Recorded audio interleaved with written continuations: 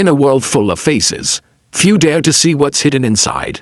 Welcome to Black Inside USA, where every story has a shadow and a lesson. She pointed at him and shouted, "You're broke, leave now." But what she didn't know was that the man she just kicked out owned the entire dealership. What happens next will leave everyone speechless. The morning sun streamed through the glass walls of Henderson Motors, glinting off rows of luxury cars. The dealership was buzzing with energy, salespeople talking to customers, the scent of fresh coffee and the hum of opportunity in the air. Marcus walked in quietly, dressed in a simple gray hoodie and jeans.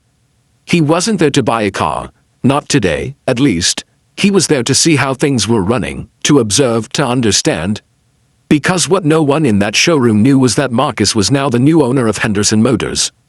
After years of struggle, rejection, and endless nights working 2 jobs, Marcus had finally made it. He started as a mechanic, fixing old cars in a rented garage at the edge of town. He saved every dollar, built a small business, and when that business grew, he sold it for enough to invest in something bigger. And just last week, he signed the papers to buy Henderson Motors, a place that once refused to even interview him. But he wanted to walk in unnoticed, to see how his staff treated ordinary people. As Marcus approached the front desk, the receptionist gave him a quick look, her smile fading slightly. "Can I help you?" she asked, her tone polite but distant. "Yes," Marcus said calmly. "I'm here to take a look around, maybe speak with the manager." Before she could answer, a woman in a navy blue suit approached briskly. Her name tag read Carla, sales manager. Her heels clicked sharply against the tiled floor as she looked Marcus up and down. "Sir, we don't usually allow people to just wander around," she said, folding her arms. "Do you have an appointment?" "No," Marcus replied, still polite. "I just wanted to see how things are going here. It's a beautiful dealership." Carla gave a tight smile. "I'm sorry, but this isn't a place for window shopping. These cars are not cheap. Maybe you'd feel more comfortable at one of our other branches." Marcus's eyes flicked toward the cars, sleek models, shiny and expensive. He felt a pang of sadness, not anger. He had seen this kind of attitude before, when he was younger, when no one believed he could achieve anything. "I understand," he said softly, "but I'd still like to look around for a moment." Carla's tone sharpened. "Sir, I'm asking you to leave. We have serious clients here." A few customers nearby turned their heads, sensing the tension. 2 security guards moved closer. Marcus took a deep breath, staying calm. He could have told her who he was. He could have pulled out the contract papers right there. But he didn't. He wanted to see how far she'd go. "I'm not causing any trouble," Marcus said quietly. "I just wanted to see the place."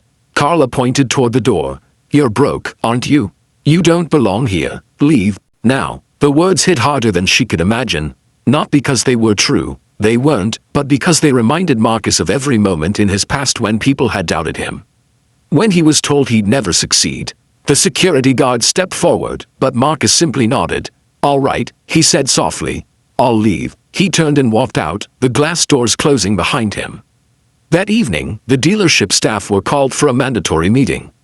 Carla stood near the front, adjusting her blazer. "Does anyone know what this is about?" one of the salesmen whispered. Moments later, the sound of polished shoes echoed through the showroom. Marcus walked in again, this time wearing a tailored navy suit and carrying a briefcase. Behind him was Mr. Roberts, the regional director of the auto group. Carla's face went pale. "Everyone," Mr. Roberts began, "I'd like you to meet the new owner of Henderson Motors, Mr. Marcus Reed." A heavy silence filled the room. The same man she had ordered out just hours ago now stood before her, calm, dignified, and quietly powerful. Marcus looked around the room, his expression unreadable. "Good evening," he said, his voice steady. "I came by earlier today to see how this dealership operates. Unfortunately, I was treated unfairly." Carla swallowed hard, her eyes darting to the floor. "I didn't recognize you, sir," she whispered. "That's the point," Marcus replied gently. "You shouldn't have to recognize someone's worth based on how they look. You should treat everyone with respect, whether they're wearing a suit or a hoodie." The staff listened in stunned silence as Marcus continued. "I started with nothing. I've been judged, rejected, and turned away more times than I can count. But I never let that stop me. Because kindness, honesty, and hard work always matter more than appearances." Carla's eyes filled with tears. "I'm truly sorry," she said quietly. "I misjudged you." Marcus nodded. "Apology accepted. But let this be a lesson for everyone here. This dealership will not run on pride or prejudice, it will run on respect. The atmosphere shifted, the guards looked down, the salespeople stood straighter, and something in the air felt different, like a weight had been lifted. Marcus walked over to the same car he'd admired earlier, a sleek black luxury sedan. He ran his hand across the hood and smiled slightly. "Beautiful machine," he said. "From now on, I want every customer who walks through these doors to feel welcome, no matter who they are." Then he turned back to Carla. "I believe in second chances. You'll stay on, but I expect better. From everyone." Carla nodded, her voice trembling. "You'll have it, sir." Marcus smiled. "Good. Now, let's make this dealership something we can all be proud of." That night, when the lights dimmed and the staff went home, Marcus stood by the window looking out at the parking lot.